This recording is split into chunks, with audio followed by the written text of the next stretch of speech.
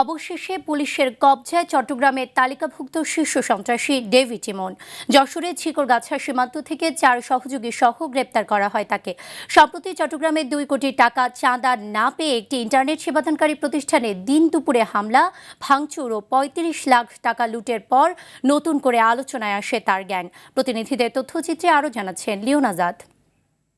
আমি ডেভিড ইমন বলতেছি। আপনি আমার ডিটেইলস পুলিশ কমিশনার থেকে জিজ্ঞেস করেন, আমার নাম্বারটা দেখাইন, আপনি না চিনলে, বুঝছেন? গত 12 জুলাই চট্টগ্রাম নগরীর চকবাজার থানার চন্দনপুরা বাখুলিয়া অ্যাক্সেস সড়কে ডিজিটাল.নেট নামের একটি ইন্টারনেট সেবাদানকারী প্রতিষ্ঠানে হামলা চালায় সন্ত্রাসীরা। 2 কোটি টাকা চাঁদা দাবি এবং তা না পেয়ে এই হামলা চালানো হয় বলে অভিযোগ ওঠে। আপনি 2 কোটি টাকা রেডি রাখিবেন আর প্রতি মাসে 10 লাখ টাকা করে দিবেন, তাহলে আপনি ব্যবসা করেন, না হলে ব্যবসা করিয়েন না। না হলে ব্যবসা আমরা করবো।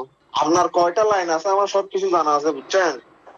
আপনার বায়োডাটা সবকিছু নিয়ে আমি কল দিছি আপনারে।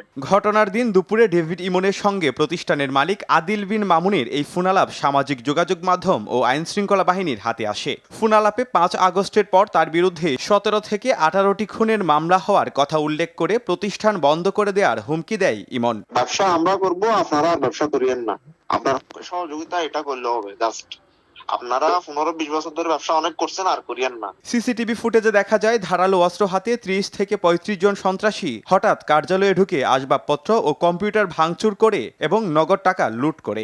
এ ঘটনায় ডিএনএন এর ম্যানেজার শামসুজ্জোহা মিনহাজ বাদী হয়ে চকবাজার থানায় একটি মামলা দায়ের করেন। পুলিশ জানিয়েছে দীর্ঘদিন ধরে ডেভিড ইমন ও তার সহযোগী রায়হানকে ধরতে অভিযান চলছিল। চট্টগ্রাম শীর্ষ সন্ত্রাসী এবং অস্ত্রধারী, যিনি কিছুদিন পূর্বে বিভিন্ন ধরনের অপকর্ম করেছে, তো তাকে গতকাল রাত 3টার পরে আমাদের যশোর কোতোয়ালি থানার ঝুমঝুমপুর নামক একটি জায়গা থেকে আমাদের ডিবি পুলিশের 4টি চৌকস দল এবং থানা পুলিশের সমন্বয়ে আমরা চেকপোস্ট করে তাকে তার 3 সহযোগী সহ আমরা তাদেরকে গ্রেপ্তার করতে সক্ষম হই।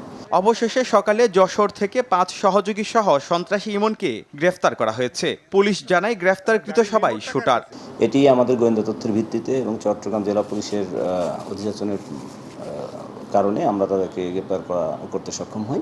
শীর্ষ সন্ত্রাসী ডেভিড ইমনের গ্রেফতারের ফলে চট্টগ্রামের অপরাধ জগতে স্বস্তি ফিরবে বলে মনে করছেন স্থানীয়রা।